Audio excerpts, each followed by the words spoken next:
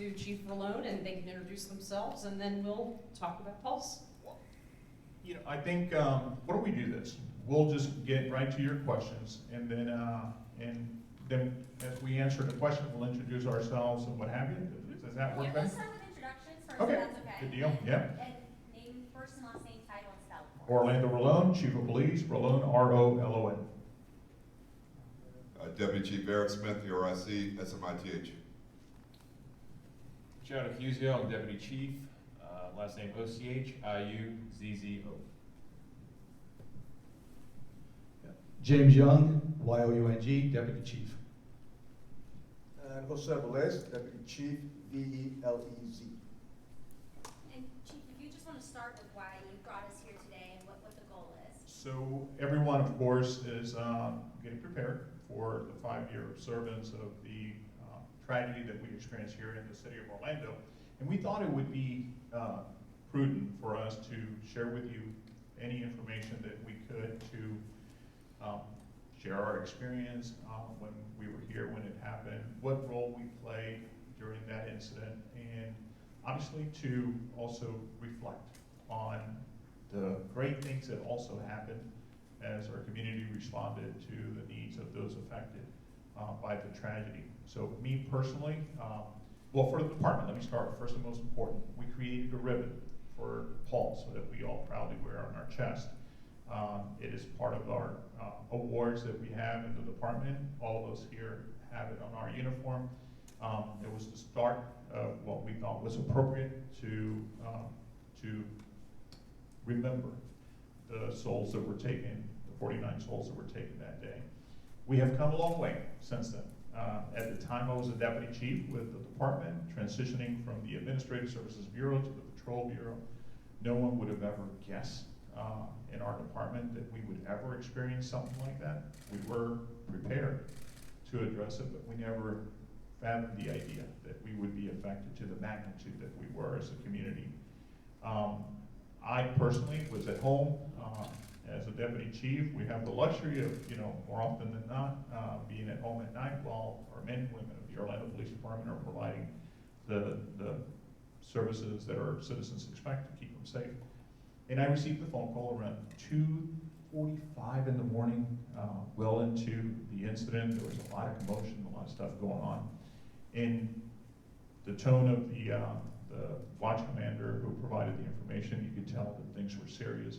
But even then, after arriving at the scene, never imagined that it would be to the magnitude that it was, that so many people were affected by that tragedy.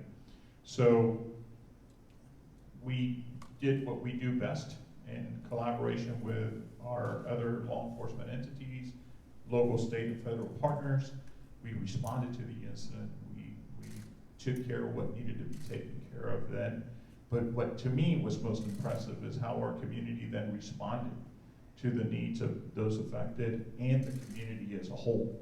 And I still think that the city of Orlando, the Central Florida community, serves as a model for others to follow when it comes to the way we responded to the needs of our community.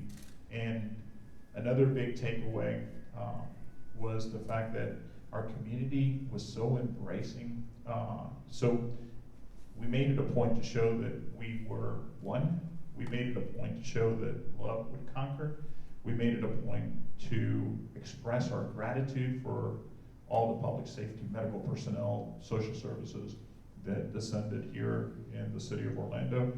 We made it a point to showcase that as us, a community, being a model for it. But how times have changed, right? Unfortunately, right now, for the law, and this is just a personal comment and a personal note, the law enforcement profession has been, and rightly so, has been questioned as to how we deliver services because of the actions of a few, though, not the actions of all. And the LGBTQ plus community is very important to us here in Central Florida. Of course, it was the community that was affected most by this tragedy. But to hear that in New York City, unfortunately, they did not want law enforcement officers to be part of the Pride Parade, it was disheartening. And I am so glad, and I hope that communities like ours don't follow suit, because during the times of greater need, our officers are willing to respond and go through hell and back to provide care and safety for anyone in need, regardless of what they look like, regardless of what they represent. It doesn't matter to us. That's what the officers who responded to help during the Pulse tragedy did. They didn't know who was inside that nightclub. They just knew that someone needed help, and they were willing to risk their lives to take care of them. So as we continue as a nation to experience this divisiveness that we're seeing, I can only hope that in the coming years, because it'll take some time to heal, in the coming years, we'll go back to what our nation is best known for, which is a nation of one, of many, one, and that we can all live together and share many things, accept our differences, but yet be there for each other, and to always demonstrate that love conquered instead of hate. Whoever, I mean, you guys are open to talk about whatever. If you want to tell us a little bit about your role that night so we understand what you did once on scene, that would be great too. So my role that night, actually I served in a lot of different positions here at the Orlando Police Department. Many of us served multiple roles at the same time. I was the deputy team commander for the crisis negotiation team at that time. And I also was the lieutenant over our special operations division, which included our K-9 unit as well. So I don't live too far from Pulse. I have a long history with Pulse nightclub, with the owners of Pulse. I'm an openly gay man. I have a connection with the LGBTQ plus community, being a member of that community. And for many years I worked off duty at Pulse. I was the off-duty officer. Being the deputy team commander, one of my sergeants, literally, he was working off duty that night. Earlier that night had worked an event at Amway as the event commander, and I left there around midnight, got home, had a little dinner, late dinner, and had just gone to sleep. Within about 45 minutes, I get that call. A couple minutes after 2 o'clock, 2 a.m., get a call. Basically, there's been a mass shooting at Pulse, shooters still inside. That's all I got. That's how quick the call was. Jump out of bed, filling multiple roles. He was the CNT commander. I called him and said, do you want me at the scene or do you want me at the comm center? Because I knew we were also sending negotiators to the comm center. And he said, come to the scene. So I called him. And then at the same time, being familiar with the club, I began texting officers who I knew were already on scene and some of the commanders on scene, a layout of the club from memory of working there many years off duty. Different areas of the club, different bathrooms, different office areas, things like that. At the same time, I was trying to get a hold of our canines because I knew we had bomb sniffing canines and the likelihood of explosives based on some of the things that were being mentioned in the club at the time that were occurring. So I was doing all that while trying to get dressed. Like I said, don't live too far. I think I was on scene by about 2:20, pretty quick. And then to this day, I do the Valencia School of Public Safety has a public safety leadership development course for law enforcement and first responders. And they invite me for each class to talk about leadership under adverse situations. And part of that, I explained, responding to a situation that you have a personal connection to and personal involvement in is a lot different than sometimes when we just think, this is my job, I've got to do this. I mentioned to them, think about situations where if you were working as a first responder and you're a commander and a call goes out at your child's school, something like this is happening, or your spouse's workplace, something like this is happening. You still have to do your job. No matter what, you have to do your job. So responding to the scene, get on scene, Chief Rolón stated, nothing I've ever seen in my career. At this point now, I've been in law enforcement for over 30 years, nothing I've ever seen in my career like this. And I kind of have some funny stories about it, even though my heart still goes out. Sometimes I might cry. So because my heart still goes out, I did know some of the victims who lost their lives that night. Friends with many of the survivors. for many years to this day. You know, at one point, Angelica Sanchez, main performer there, she comes out and she sees me standing in the parking lot, and she literally runs and comes and just squeezes me, holds me, and says, "Jim, thank God it's you, I feel safe." And that to me, just that personal connection was like, okay, that's nice, but we gotta move down the street. So we're literally like, she's holding on to me as we're moving down the street. You know, those personal connections, the phone calls I was getting from people like in the community trying to find out, you know, hey, have you heard from so-and-so, have you heard from so-and-so, all while trying to do my job as well, handling that. It was a lot. And obviously, I always say it was the longest shift of my life, because that shift to this day, 5 years later, has not ended, basically. You know, still working with the community. But as Chief Rolón mentioned, the way Orlando and the world came together after this tragedy was amazing. I said, I've never seen so many rainbow flags in the world in my life. Every community around the world came together to pray for the victims, but also the survivors, their families. The city of Orlando, what they did, putting together, you know, the centers so that victims could continue to get help to this day. You know, just unbelievable, and how all that worked. And then for months and months on end, working with all of our law enforcement partners, federal, local, state partners, you know, to at least get answers for people. Unfortunately, when an individual chooses to do this, everyone wants answers, and it's clear we'd all prevent this anytime we could, if we could, but there are going to be those individuals out there. So I'm glad I'm here still serving my community. I love this community that I serve. I live in this community, and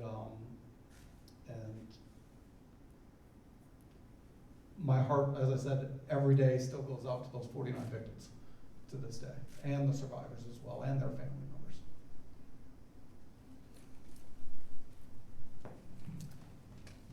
Good afternoon, good morning. So, as Jim said, at the time, I was the crisis negotiation team commander. I was also the commander for the patrol section where Pulse is located. So, I was wearing two hats that night. I received a phone call somewhere around 2 o'clock, 2:15 in the morning. It was kind of weird for me, because this was the third time this week that I have been woken up about a call of something that was happening. I believe that the night before had been the Christine Green murder as well. So I kind of was somewhat on automatic, got out of bed, got dressed, and in the meantime I'm thinking, why am I, as the crisis negotiation team commander, being called out for a shooting? Shooting is handled by the SWAT guys, not by crisis negotiation, unless there's a hostage situation. But I figure, you know what, I'm a good soldier, get dressed and go to work. And on the way to work, as I pulled up, approaching Pulse, and I see all the flashing lights, all the vehicles that were there from first responders, I realized that this was a little bit more serious than just a shooting downtown. I remember talking to Jim, giving them instructions, talking to the other members of the CNT, looking out for the watch commanders. I couldn't find the watch commanders on scene. I later learned it was because at the time they were inside the club as well, helping out, getting people out. I grabbed whoever I could, started to give instructions, doing my patrol commander function as far as getting a perimeter set up. We needed to move vehicles out of the way, make sure that the ambulances and the fire department could get in, and so on. And I always remember two different individuals that tapped me and said, "Captain, we got this," and "Captain, I got that already, it's already being handled." And I remember looking, because I didn't recognize the person, and their patches were, I believe, one from Osceola County Sheriff, and the other one was from Seminole County Sheriff. It was two supervisors from different agencies that were already taking care of business, that everybody was working as one team. It didn't matter what the agency was. I recalled getting information from the individuals that we had at the communication center, where the shooter was talking to them. And the communication center had gotten the information as far as He's claiming that he's putting explosives on individuals, that he has explosives around the building. At the same time, it was a UCF canine officer that's walking around the perimeter with his dog. And I remember thinking, okay, we got that covered. We got his canine already. That's another thing I don't have to worry about. I mentioned to the SWAT commander, I gave him the information, hey, we get any information that there might be explosives inside the club as well. And I recall that pretty much the SWAT team's attitude was, that's not a problem, we're not going anywhere, kind of thing. Yeah, we're not going out, the people's still there, we're still working. Give me an extra push is to just keep going as to, well, like if these guys are hanging in there and doing their job, I might as well do mine, you know, the best of my abilities. There's a lot of memories that happen, and I remember a lot of things watching some of the police officers, patrol officers that were there working that night at 2:30 in the morning. And 1 o'clock in the afternoon, I see them that they're still there. I'm wondering, hey, when you're gonna go home, you need to go home. And seeing them again at 4:30 in the afternoon, they went home, slept for an hour, and they were back at work that afternoon. So to say the least that I was extremely proud of all the first responders there is an understatement. Continue to be. And I think the other image that I remember the most, and that was most impressive, was the vigil at Lake Eola, and seeing the thousands of individuals there just supporting the survivors, the victims, the first responders there. Extremely impressive.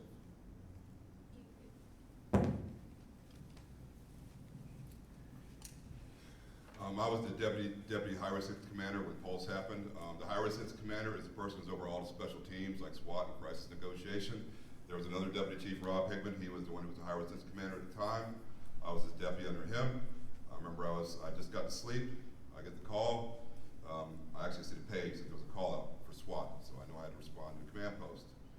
I started to drive in, finished getting dressed, started to drive in, and I started getting phone calls, which is very unusual. Most people are just focused on what they're going to do. The SWAT guys just go to the scene, crisis negotiators go to the scene, and I meet with them there, and we talk about what the plan is. I started getting calls from SWAT guys who are actually at the scene. Are you here? Are you here? You know, I'm like, no, I'm on the way. You need to get here now. It's the worst thing I've ever seen. And they were right. I think it's the worst thing that ever happened in the history of Orlando. I think a lot of people would agree with that. The biggest thing for me was what happened after. As deputy chiefs, I was the deputy chief. We were there after, and we basically had different watches. Like I was midnight shift, so we held the scene for days after that. And it was the community just coming out, and people knocking on the command post door. You know, hey, what can we do for you? People bringing food, people bringing drinks, people just coming to the scene. It wasn't just that they were just supporting the police, but they were supporting each other. There were people who were just coming out to the scene just to support each other, to honor those who had lost their lives. I mean, that was really the biggest takeaway for me, is how the community just supported us, they supported each other, and they really just came together in a very trying time, and a devastating time. Well, my story isn't as elaborate as some of these gentlemen that are up on stage. Jose kind of alluded to it.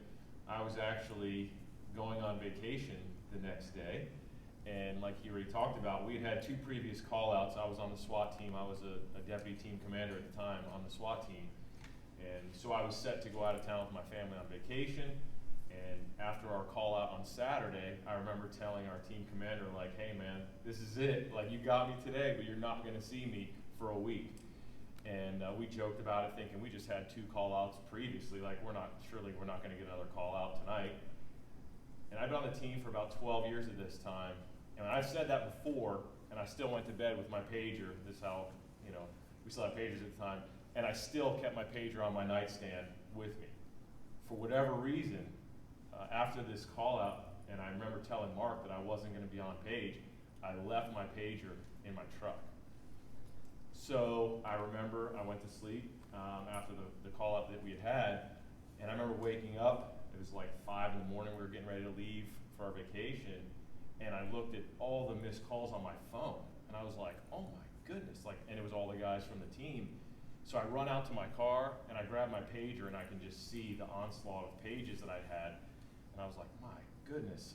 So I remember turning the news on, watching that, and then my brother also served on the SWAT team at the same time. And so I saw the missed phone calls that I'd had from him. So I remember calling him, and I could tell just from the way that he was speaking about the magnitude of the situation. Even not being there and being a part of that and missing that, I knew just from the way he spoke that night that it was bad. And I remember him saying that he was glad that I wasn't there. And I remember thinking, like, you're crazy. Like, I wish I was there. I felt bad that I wasn't. And I just remember actually calling the guys that I'd missed calls from to make sure everybody was okay. That was the first thing I asked my brother if anybody was injured. He told me about an officer, Mike Napolitano, that was shot, but he was fine. He was hitting the helmet, and I remember thinking, oh my goodness, like that had been crazy for the guys to see that. And then I just remember, where are you guys, where is everybody? And at the time, everything was finishing up. They were leaving the scene, and they said that we were all meeting back at the substation. I told my wife, I said, I'm out of here, I'm going into work. She understood, obviously. And I remember just seeing the faces on the guys. And these are guys that I've worked with for 12 years on the team, had worked with them. Some of them were my partners in different assignments. And you could just tell, man, like they had been through something that they'd never seen. And we've been through hundreds of call-outs together, but this was the one that you could tell it was just it. And I remember all of us basically just getting together and kind of decompressing. You know, I obviously felt horrible because I had missed it, but I knew for whatever reason I wasn't meant to be there. For the one time in my career I left my pager in my truck, I didn't respond. Obviously God had a different plan for me that night. And I think it was afterwards when we finally all got together as a team and we were able to sit down and kind of debrief the incident. And you know, just watching guys that you'd grown up with on the team and guys that, you know, you've been in, you know, dangerous situations with, and just seeing them sob and break down and just talk about what happened that night. I mean, obviously it was very therapeutic. It was well needed. Everybody needed to get that out. But that's when you realize the whole magnitude of the situation and what those guys had actually been through. There was a lot of regret, I think, from some of the team members that missed the call out that night. I don't necessarily regret. There was nothing that I could do. I just wasn't there. There was nothing I could do about that. But it was the days after, you know, just making sure that, you know, I was there for the team members. And then really our team played a pretty big role in helping some of the survivors. I know we had guys on our team that were able to keep in communications with some of the folks that were involved, some of the survivors. They came out, they met with the SWAT team, thanked the SWAT team members that saved them that night. And I think for me that was probably the greatest takeaway, being able to see them embrace each other and just see how thankful that they were. Because there was a lot of people that put their lives on the line that night, and there was a lot of people that lost a lot that night. And just being able to see them come together and kind of embrace each other, I think it was probably one of the nicest things I've seen, especially in my career with the community and law enforcement. You know, also have to mention how proud we were of now Sheriff John Mina as our chief, how he responded under pressure, and Mayor Dyer, how both reassured the community that things would be okay, that things were under control. That was very, very important during this process. Also how proud we are of, for me in particular, Orlando Health, and how they dealt with that crisis, how their system almost became overwhelmed, yet they were able to save every person except for one who was brought into their ER. Mr. David Strong jumping in his personal car to go get other medical supplies from nearby hospitals to help, you know, with the needs in the ER, and everyone, regardless of who they represented, being able to provide something to make sure that the people who needed help were taken care of. So there are so many stories that probably we will never hear, that should be told but are not told. But for me, also very important to me, is that leadership often gets a lot of credit for the actions of the men and women who are on the front line, who actually do the heavy lifting when it comes to these situations. Those first few officers, those officers that came afterwards to help get people out, those who helped remove the victims from the scene, the people behind the scene, especially city staff, who helped, along with the other entities, to identify victims, make notifications, dealing with mainly a Hispanic crowd and with a lot of international presence in that club, and all the consulates and all the countries that were calling to see if maybe one of their citizens was involved and wanting to provide services. The services that were provided afterwards with flights, hotel stays, meals, I mean, it just goes on and on and on. Again, everything that has been mentioned here for us is that it makes us very proud to serve a community that was so giving, so caring, and so mindful of the fact that we needed to put the needs of others before ours. And to the men and women of the Orlando Police Department, just like it was mentioned here, not only did the officers come back to work for their shift that night, because it happened during the midnight shift, but also all the special teams that had to provide care for all the visitors, the dignitaries that came to obviously show their respect and pay their respects, the potential for other threats that we thought maybe were in the, as a possibility, and for our family members who, while we were responding to the needs of our community, they were at home wondering whether our safety or, the safety of our officers was potentially in jeopardy. I mean, so many things happen, but again, most important to us is the fact that everyone who needed to be provided with some type of care, especially our men and women who were there, who dealt with the worst of the worst. The City of Orlando did an amazing job to provide all kinds of services to take care of them, and those services are still being provided today. And the media also have to thank you all for obviously sharing the positive stories and all the rightful stories about that incident to highlight how our community responded. It was because of you the world learned how special the City of Orlando is and the Central Florida community as a whole. So for that, we also want to thank you.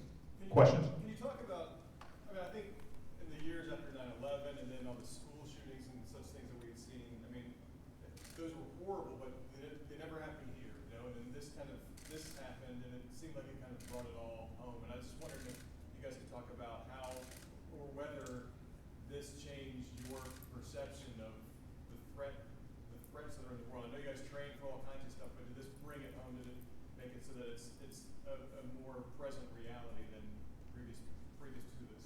So personally, I always thought, well, there's always a possibility, right? But I think it was a wake-up call for the nation to realize that this could happen anywhere. Probably none of us here ever thought or felt that the Pulse nightclub, that particular site, would be the subject of an incident of that type. I often felt that the most vulnerable portion of or the most likely place where something like that could happen would be like the downtown core. Obviously draws thousands of people. Universal, City Walk, Disney Springs, places where the masses would come.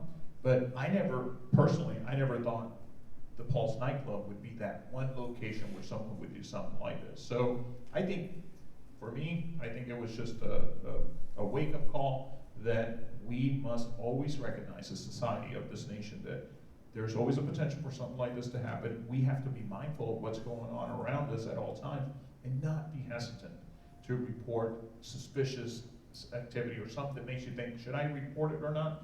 Do so. It could potentially save lives. And I think that's one big takeaway for the nation as a whole, that this could happen anywhere. And as we have seen, it has happened again in other places. I think one of the biggest changes is an officer's mindset. I've worked off duty for years downtown at the nightclubs. You expect to go to a nightclub, you expect to deal with drunks, fights, trespassers, underage drinking. That's your normal. I think this changed our officers' mindset. You know that now somebody may come there intent on killing everybody there and killing you. So you have to be prepared, you have to have your mind right. And I think our training community did a great job in improving how we train our officers, using the one-man active shooter entry, doing those kind of things, and also giving them the tools and resources to our officers. So now every officer has a rifle in their car. Every officer has an active shooter kit, has a helmet, has a vest in his car. Before it was just patrol, because we figured a patrol officer would respond, he'd have to deal with that situation. But this incident proved an officer who's a traffic homicide detective who didn't have any of those tools You know, it could happen to anybody. So all of our detectives, everybody out there on the street has the tools needed to face this kind of crisis. I see when you guys talked about your stories, it obviously still impacts you, and for me too, being there that night. But we don't ever think about it, and I think the anniversary is getting us back there. Can you talk about how it has changed you, in a sentence or two, even if it's the mindset of how you cover off-duty nightclubs at this point, but how has it changed you 5 years later, and what would you want us to take away from it?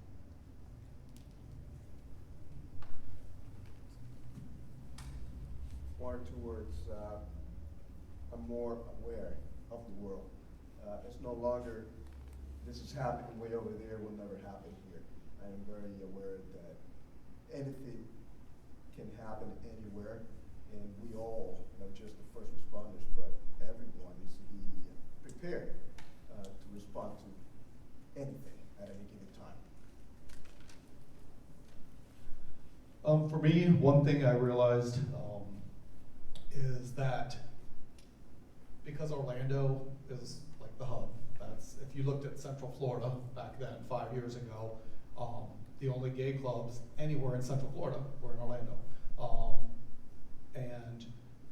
So Orlando became this, like, I call it an oasis for LGBTQ people, because Orlando had that environment. The LGBT Center, Terry DiCarlo, God rest his soul as well, good friend of mine for many years, really managed that well too. But I think for me, in my profession, is really, and I always knew this, but really sending that message home. We can't do this alone. It takes the community, it takes everyone in the community to, as Chief said, come forward before something happens, and then after something happens, the support from the community to work together through things, not divide, work together through things, no matter what issues it is. A lot of people, know about the Safe Place program. People are like, oh, well, the Safe Place program came out that year after Pulse, and people don't know that that program was actually approved by then Chief Mina on June 10th. That Friday, he had signed off for us to move forward with that program. We were actually going to start that program, the Safe Place program, and then Pulse happened. So kind of everything else got put on hold for about 6 months before we moved forward. But Mayor Dyer was ready to move forward with that program and everything, and unfortunately, it just got put on hold. But so things for the community, understanding now more than ever after this is that we can't do it alone. It takes the community to come together as a whole to actually make things happen and get things done. Before I give it to Chad, just in case you want to make some comments, Chad, I think for me, it reassured me that we're very fortunate as a law enforcement profession and as a member of this community to know that if tragedy was to strike again, that we knew that we had the mechanism in place to come to the aid of each other, to properly address a situation with the resources needed to do so.